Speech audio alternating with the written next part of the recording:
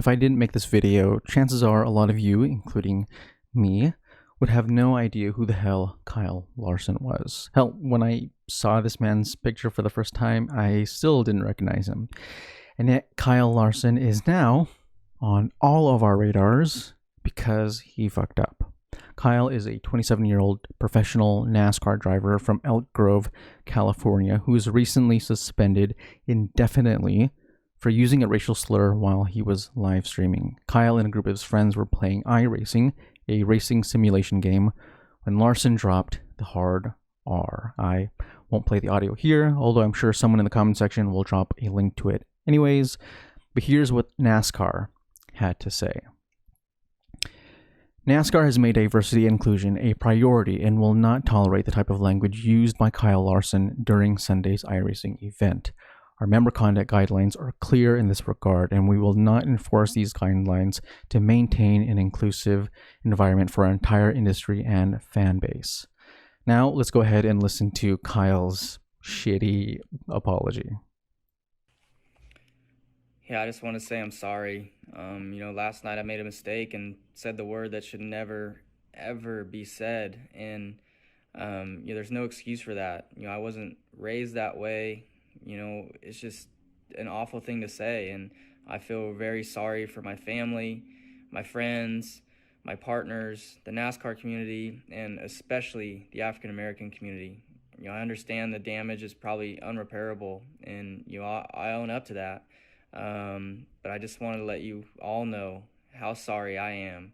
And, I hope everybody is staying safe during these crazy times. Thank you. Yeah, these wild and crazy times when people are just flinging racial slurs. Now, let's go ahead and take a look over here. On top of getting fired from NASCAR and canceled by everyone on social media, in came a statement from iRacing, the video game where Kyle got banned from. Quote, iRacing considers itself to be a welcome and inclusive community for racing enthusiasts all around the world. We have strict policies against offensive behavior and language. Kyle Larson's language last night during a streamed online race was both offensive and inappropriate and in violation of our sporting code. As such, Kyle Larson has been suspended indefinitely from the iRacing service. Oh, what's this? Another company that wanted to cancel him? Here is a statement by Ganassi Racing, the team that managed Kyle Larson. Quote, after much consideration, Chip Ganassi Racing has determined that it will end its relationship with driver Kyle Larson. As we said before, the comments that Kyle made were both offensive and unacceptable, especially given the values of our organization. As we continue to evaluate the situation with all the relevant parties, it became obvious that this was that this was the only appropriate course of action to take. Like a NASCAR driver running over the same piece of roadkill, things got even shittier for Kyle Larson when McDonald's, Credit One Bank, Pfizer, and Chevrolet all ended their relationships with Kyle.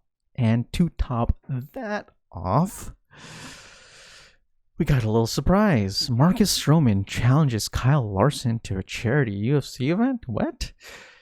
On Twitter, Marcus Stroman, who is an athlete for the New York Mets, made this tweet where he said he should never be allowed to race again in NASCAR. Said that derogatory word so nonchalantly. Your apology doesn't matter. Post-career, I'll fight this man in a UFC event for charity.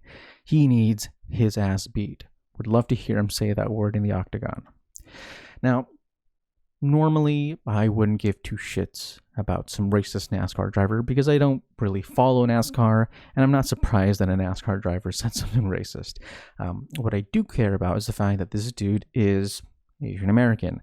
Kyle Larson is half Japanese, and his grandparents even lived through the Japanese internment camps of World War II. So on top of being born into a family with a history of experiencing racial discrimination, you are a successful, wealthy, and sought-after NASCAR driver with sponsorship money up to your fucking eyeballs.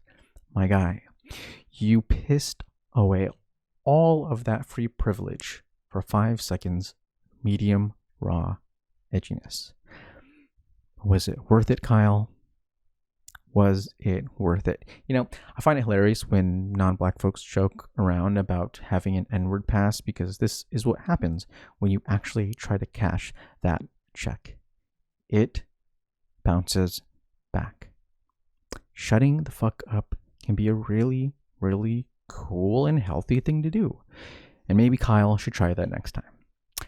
All right, everyone. I will chat with you all later. Again, a big thanks to Cameron Bailey from the LLAG community for sending me this story. All right, folks. I love you. I love you. I love you.